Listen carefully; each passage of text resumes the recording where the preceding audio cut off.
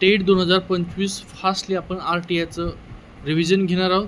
एक 3 प्रश्न तुम्हाला 2-3 RTI शिक्षणाचा हक्क कायदा RTI कोणत्या वर्षी लागू करण्यात आलेला आहे? तो 2010ला.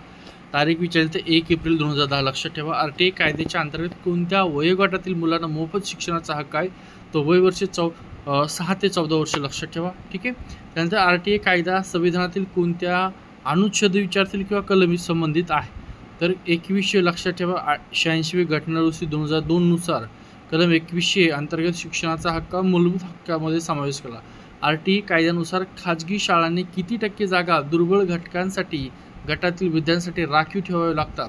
तर 25%. खाजगी शाळांना 25% जागा आहे सामाजिक आणि आर्थिक दुर्बळ घटकांसाठी राखीव ठेवाव्या लागतात. RTI कायदा भारताच्या कोणत्या घटकावर लागू नाहीये?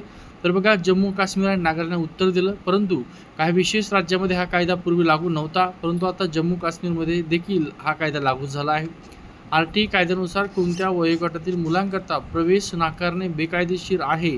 तर 6 वर्षे ते 14 वर्षे. लक्षात असू, या वयोगटातील कोणत्याही मुलाला प्रवेश नाकारता येणार नाही. RTI कायद्यानुसार कोणत्या गोष्टीवर बंदी आहे? तर शुल्क आकारणे या गोष्टीवर बंदी. कोणत्याही प्रकारचं शुल्क, दंड किंवा खर्च विद्यार्थ्याकडून घेता येणार नाही. RTI कायद्यानुसार शाळामध्ये शिक्षक विद्यार्थी प्रमाण किती असावं? तर 1:10. एका शिक्षकामध्ये जास्तीत जास्त 30 विद्यार्थी असावेत.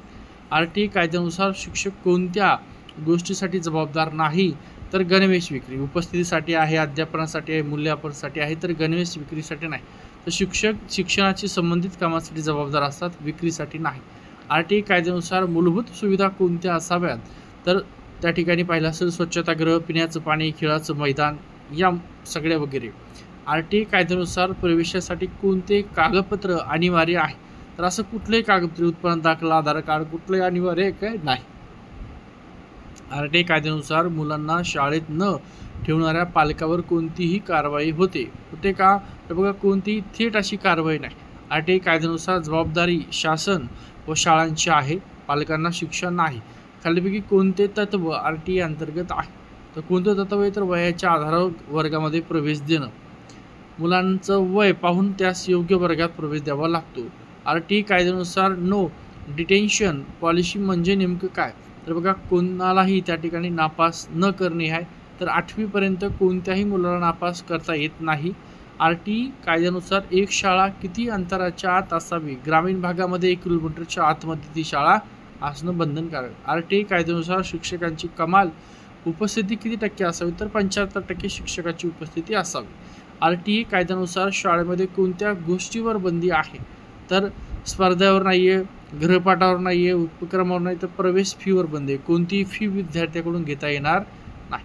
RTI कायद्यानुसार शाळांचं मूल्यमापन कोण करतं?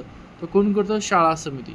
शाळा व्यवस्थापन समिती, ज्याला SMC ही मूल्यमापनासाठी जबाबदार असते. RTI कायद्यानुसार शाळामध्ये कोणती समिती असणं बंधनकारक आहे? तर कोणती? शाळा व्यवस्थापन समिती, ज्याला SMC म्हणतो आपण. RTI अंतर्गत शाळा व्यवस्थापन समितीचा समावेश बंधनकारक आहे. RTI कायद्यानुसार शाळामध्ये शाळा व्यवस्थापन समितीमध्ये किती टक्के सदस्य पालक असावे? तर 75% सदस्य पालक असावे.